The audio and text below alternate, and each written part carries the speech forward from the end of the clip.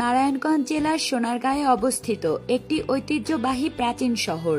বড়নগর, খাসনগর, পানামনগর, প্রাচীন সোনারগাঁর এই তিন নগরের মধ্যে পানাম ছিল সবচেয়ে আকর্ষণীয়।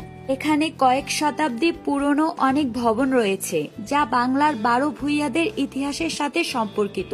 এখানে টিকিটের মূল্য জনপ্রতি 20 টাকা করে। সোনারগাঁয়ের 10 বর্গ কিলোমিটার এলাকা জুড়ে এই নগরী গড়ে ওঠে। আমরা এখন পানাম নগরীর ঐতিহ্যবহ দালান ঘুরে দেখব এবং তার ইতিহাস সম্পর্কে জানব। মূলত পানাম ছিল বাংলার সে সময়কার ধনী ব্যবসায়ীদের বসতক্ষেত্র। ব্যবসায়ীদের ব্যবসা ছিল ঢাকা, কলকাতা জুড়ে। তারাই গড়ে তোলেন এই নগর। 1611 খ্রিস্টাব্দে মোগলদের সোনারগাঁ অধিকারের পর সড়ক ও সেতু নির্মাণের ফলে রাজধানী শহরের সাথে পানাম এলাকার সরাসরি যোগাযোগ স্থাপিত হয়।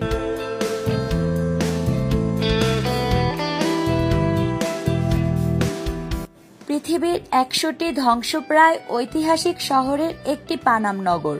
ওয়ার্ল্ড মনুমেন্ট ফান্ড 2006 সালে পানাম নগরকে বিশ্বের ধ্বংসপ্রায় 100টি ঐতিহাসিক স্থাপনার তালিকায় প্রকাশ করে।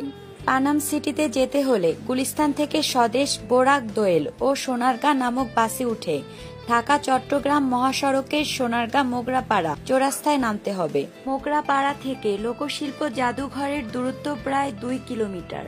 চাইলে রিক্সা অথবা সিএনজিতে করে যেতে পারেন। যদি তাড়াতাড়ি যেতে চান তাহলে সিএনজি নিয়ে নিন, তা না হলে রিক্সাতে যাওয়াই ভালো। পানাম সিটির এই ভবনগুলো খুবই ঝুঁকিপূর্ণ অবস্থায় রয়েছে। এর ভিতরে প্রবেশ করা নিষেধ। পানাম নগরের পথে হাঁটতে হাঁটতে মনে হতেই পারে ঈশা আমলে চলে গেছেন। কেমন যেন একটা রহস্য জড়িয়ে আছে জায়গাটিতে। এটি ধ্বংসস্তূপে যেন জড়িয়ে আছে এক একটা কাহিনী। ধ্বংসস্তূপ বলছি, তবুও এর আকর্ষণের নেই কমতি। ভবনগুলোর নির্মাণ শৈলী দেখে মুগ্ধ না হয়ে পারা যায় না। এক সময় বাংলার রাজধানী ছিল সোনারগাঁ, তাই সোনারগাঁকে কেন্দ্র করে গড়ে উঠেছিল ব্যবসা বাণিজ্য, বন্দর আর নগরী। সোনারগাঁয়ের ভৌগোলিক অবস্থানের দিকে নজর দিলেই এর গুরুত্ব বোঝা যায়। রাজধানীকে কেন্দ্র করে ক্রমেই গড়ে ওঠে এক অভিজাত শ্রেণী, যারা ছিলেন মূলত বণিক বা ব্যবসায়ী। অভিজাত শ্রেণীর বসবাসের ফলে ভিন্ন এলাকা থেকে ব্যবসায়ী ও বণিকদের আনাগোনা লেগেই থাকতো এখানে। সেই সময় উঁচু শ্রেণীর লোকেদের প্রয়োজনেই তাদের ব্যবসার সুবিধার্থে সুবর্ণ গ্রামে গড়ে ওঠে কিছু নগরী। এর মধ্যে পানাম নগর অন্যতম। পানাম নগরের শেষ প্রান্তে গেটের সাথে চায়ের কিছু দোকান দেওয়া হয়েছে।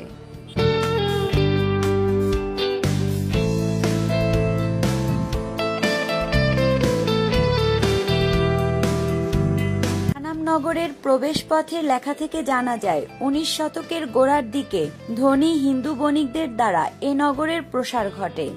এ এলাকা প্রসিদ্ধ ছিল মসলিন কাপড় ও নীল ব্যবসার জন্য। ইতিহাসবিদ জেমস টেলরের মতে আড়ং-এর তাঁতখানা সোনারগাঁর পানাম নামক স্থানে ছিল এবং মসলিন শিল্প কেনা বেচার এক প্রসিদ্ধ বাজার ছিল পানাম নগর। বর্তমানে পানাম নগরের একটি মাত্রই পাকা রাস্তা, 600 মিটার দীর্ঘ আর 5 মিটার প্রস্থ। এ রাস্তার দুপাশে রয়েছে সব মিলিয়ে 52টি ভবন। ভবনগুলোতে স্থানীয় নির্মাণ শিল্পের ছোঁয়া থাকলেও মূলত নির্মিত হয়েছে ইউরোপীয় ও মোগল স্থাপত্য রীতির মিশ্রণে। দোতলা থেকে 3 তলা পর্যন্ত ভবন রয়েছে এখানে। এখানের দেয়ালগুলো বেশ প্রশস্ত। অধিকাংশ ভবনের মেঝে ধ্বংস হয়ে গেলেও কয়েকটি টিকে আছে। বিশেষ করে যে ভবনগুলোতে আনসারদের অবস্থান, মেঝেগুলোর বেশিরভাগই লাল, সাদা, কালো মোজাইক করা এবং কয়েকটিতে দেখা যায় সাদা কালো মার্বেল।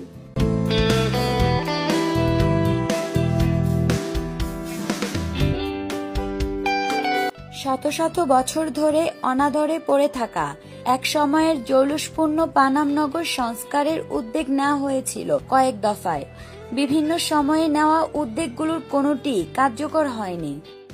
সংস্কারের উদ্যোগ হিসেবে অবৈধ দখলদারদের হাত থেকে ভবনগুলো উদ্ধারের প্রচেষ্টা চালায় কর্তৃপক্ষ। 2009 সালের স্থানীয় প্রশাসন পানাম নগরকে সম্পূর্ণ দখলমুক্ত করার পর প্রাথমিক কাজ শুরু করে।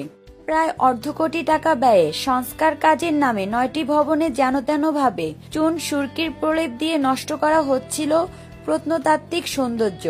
পানাম সিটিতে রয়েছে ওদের নিজস্ব স্থানীয় দোকানপাট। এখানে কিছু ইউনিক কালেকশনও রয়েছে।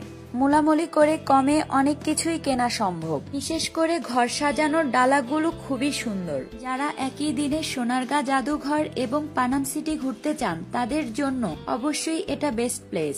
পানাম সিটি থেকে সোনারগাঁ জাদুঘরে যাওয়ার রিক্সা ভাড়া মাত্র 20 টাকা। পানাম সিটির সৌন্দর্য সত্যি আমাদের অনেক মুগ্ধ করেছে। এছাড়াও মুগ্ধ করেছে তাদের হস্তশিল্প এবং দোকানপাট।